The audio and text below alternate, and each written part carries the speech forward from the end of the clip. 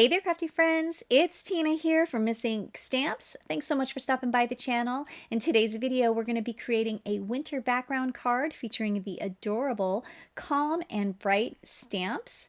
I adore these images, the sweet sentiments, and so let's go ahead and get started. I like to stamp and emboss my images, so I'm going to go ahead and using some Copic-friendly cardstock, go ahead and position my stamps. Once I have the stamps where I want them to be, I'll go ahead and use my little stamp tool here and my anti-static powder tool. I'm going to go ahead and use some VersaFine black ink to stamp up those images really well. And then I'm going to heat emboss that using some clear embossing powder. I like to run my heat tool for a few seconds to get it nice and hot before I go ahead and bring it to my cardstock to melt that powder. Once I have all of that powder melted, I have my images ready to be colored. For the sake of time, I went ahead and colored my images using Copics and using a little white embellishments with my white Jelly Roll pen. I'm going to go ahead and fussy cut the image out, and once I have those cut out, I'm going to work on my background. So I want to do a winter ink blended background. I'm pulling out my Distress Oxides in the colors of Faded Jeans, Salty Ocean, Peacock Feathers, and Tumbled Glass. This is one of my favorite combinations. It works for both a winter sky as well as an under the sea type of a scene.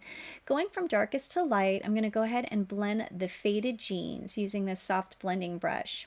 Now I have some soft blending brushes, and I also like to use the ink blending tool as well. I'm trying both this time, the brushes and the ink blending tool that comes with the Distress ink line, and I think that I like the Distress inking tool better than just using these blending brushes for my background. I feel like I get better coverage and they hold more color doing it this way.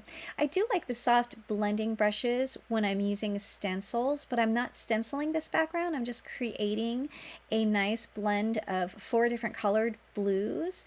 And so I did find that I need to get some more of those sponge applicators so that I can have one for each of my Distress Oxide ink colors as well. I have them already for my little mini cube inks. So I'm going over each color darkest to light, blending them in as I go along.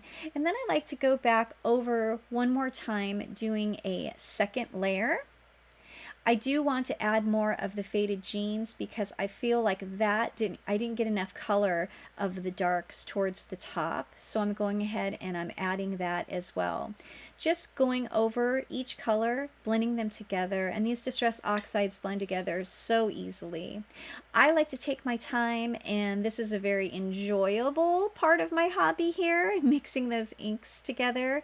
So you can do a lighter blend and would be done by this point, but I like to fuss with it a little bit and add color and make the color a little bit deeper. So this is what my background looks like, and so now I just feel like I'm going to heat set it because I want to stamp and emboss. And if you don't heat set it, the embossing powder will stick all over your inked panel.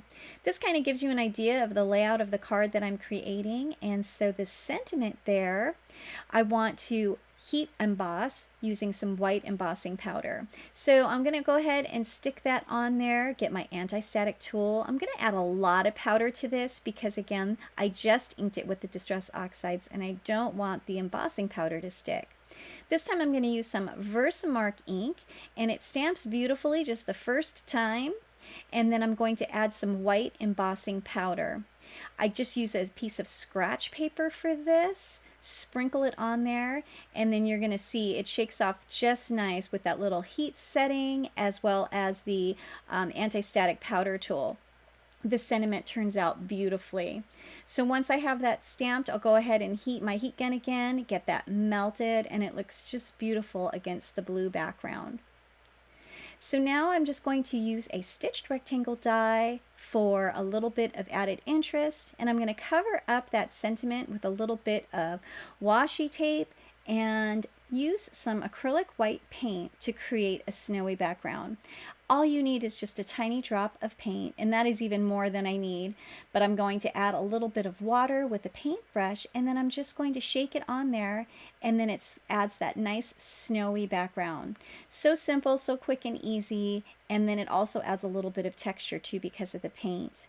What I like to do with my stamped and colored images is just to take a little bit of the color so that it doesn't look stark white against my ink blended background. And so in this case, just between the branches, I'm just going to add a little bit of the light blue Copic color, and that way it blends in much better. For the snow, I decided I wanted to use some white glittered paper, and then I have this stitched die here that's just going to add a little border, and so I'm going to have a little snow bank to set my critter and my tree on.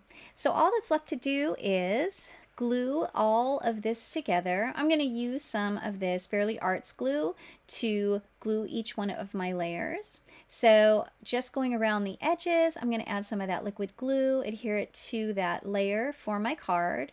My card is a side folding A2 size card. And I just frame the glue so that way it'll helps to eliminate any of those hard lines that you can get by using the liquid glue. But I like that I'm able to get my panels on straight. I have a hard time when I'm using the double-sided adhesive. To add some dimension, I'm going to go ahead and pop up my stamped images using some double-sided adhesive foam tape. I like to get good coverage so nothing gets bent or folded during the mail. So now that I have my images with the foam tape, I'm going to go ahead and glue those onto the front of my card. This card came together pretty quick and easy. I'm always trying to find simpler ways to create my cards, but I love the way that the embossed images look with the added dimension with the foam tape. To add a little bit of sparkle, I'm going to add these little gems and glue them down with some liquid glue. And that adds a little bit of that sparkle, just kind of framing the sentiment. And then using my sparkle marker, I'm going to go ahead and add some glimmer and shimmer to the snow on the branches to match the shimmery, snowy bank that the mama and baby deer are laying on. How cute is that little owl image? I just love it so much. So now that I feel like I finally have enough sparkle, this completes my card.